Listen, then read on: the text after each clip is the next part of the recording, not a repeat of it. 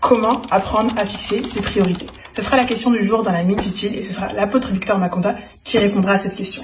Bonjour, sois béni. Merci. Ça va? Ça va bien et toi? Oui. La question du jour, c'est comment apprendre à fixer ses priorités dans une vie chrétienne? Très belle question.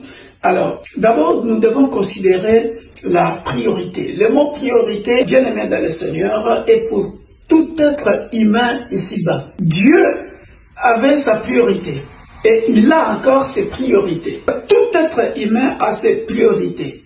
Maintenant, il faut que nous puissions comprendre qu'il existe plusieurs sortes de priorités. La priorité de l'être humain et la priorité de Dieu.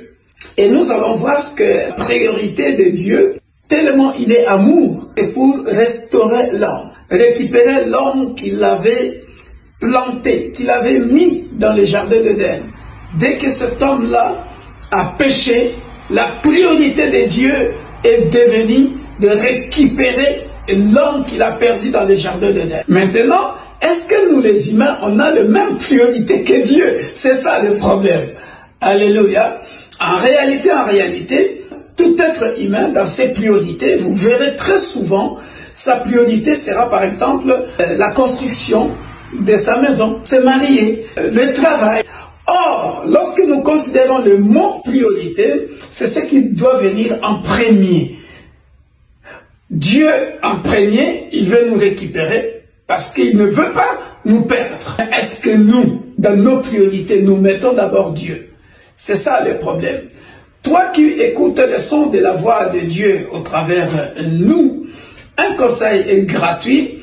Il faut que Dieu soit d'abord ta priorité. Pourquoi? Parce que ta priorité peut être la construction, ta priorité peut être le travail, le mariage.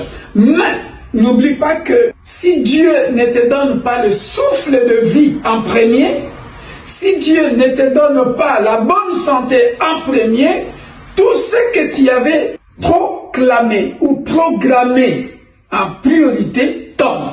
Je donne un exemple. La priorité d'Abraham et Sarah pouvait être d'avoir un enfant. Mais qu'est-ce que Abraham va faire? Sa priorité était d'abord Dieu. Genèse chapitre 18.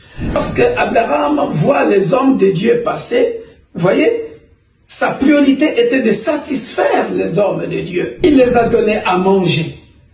Tu sais que ce geste-là que Abraham avait fait, c'est ce qui avait fait en sorte que les hommes de Dieu sortent la bénédiction dans leur bouche. L'année prochaine, à la même période, tu auras ton fils. Alléluia. Prenons l'exemple des Anne. Elle cherchait l'enfant. Sa priorité n'était pas de se quereller avec Pénina.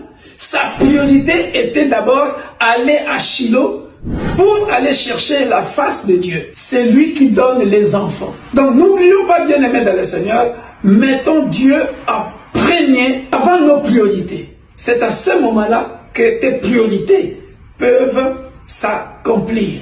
Parce que si tu mets tes priorités en premier, alors que celui qui devrait être en premier ne te donne pas le souffle de vie ni la bonne santé, toutes tes priorités tombent. Soyez bénis. Soyez bénis. J'espère que maintenant vous avez compris comment mettre Dieu en priorité dans votre vie. Si vous n'avez pas encore reçu Jésus comme votre sauveur et Seigneur, acceptez-le. Soyez bénis. Au revoir. Au revoir. Soyez bénis.